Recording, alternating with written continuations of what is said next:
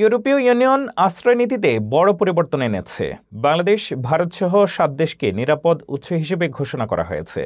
এসব দেশ থেকে আগত ব্যক্তিদের আশ্রয় আবেদন দ্রুত বাতিল হবে এবং ডিপোর্টেশন কঠোরভাবে কার্যকর হবে।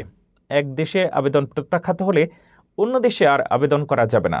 সমুদ্রপথে আগত অনেকের আশ্রয় পাওয়ার সম্ভাবনা কমে গেছে। ইউরোপীয় ইউনিয়ন আশ্রয় নীতিতে বড় পরিবর্তন এনে বাংলাদেশ ও ভারত সহ মোট 7 দেশকে নিরাপদ উৎস হিসেবে তালিকাভুক্ত করেছে। ফলে এসব দেশ থেকে ইউরোপে প্রবেশকারীদের আশ্রয় আবেদন এখন দ্রুতই বাতিল হবে এবং ডিপোর্টেশন কঠোরভাবে কার্যকর করা হবে। সোমবার ব্রাসেলসে ইইউভুক্ত 27 দেশের স্বরাষ্ট্রমন্ত্রীদের যৌথ বৈঠকে এই সিদ্ধান্ত চূড়ান্ত হয়। নতুন নীতি অনুযায়ী এসব দেশ থেকে আগত ব্যক্তিরা রাজনৈতিক নিপীড়ন বা যুদ্ধের ঝুঁকিতে নেই বলে ধরে নেওয়া হবে, তাই আন্তর্জাতিক সুরক্ষার প্রয়োজনও স্বীকৃত হবে না।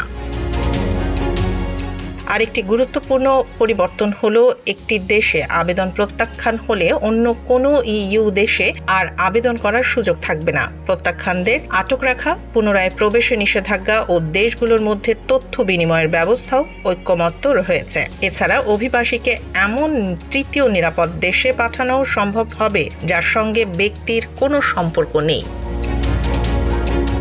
ইইউ রাষ্ট্রগুলো 2026 সালের মধ্যভাগে 21,000 আবেদনকারীকে সদস্য রাষ্ট্রগুলোর মধ্যে বণ্টন করবে। কোনো দেশ আশ্রয় প্রার্থী না নিলে আর্থিক সহায়তা দিতে হবে। ফলে ইতালি, গ্রিস সহ সমুদ্রপথে আগত হাজারো বাংলাদেশি ভারতীয়ের আশ্রয় পাওয়ার সম্ভাবনা কার্যত শূন্য হয়ে যাবে।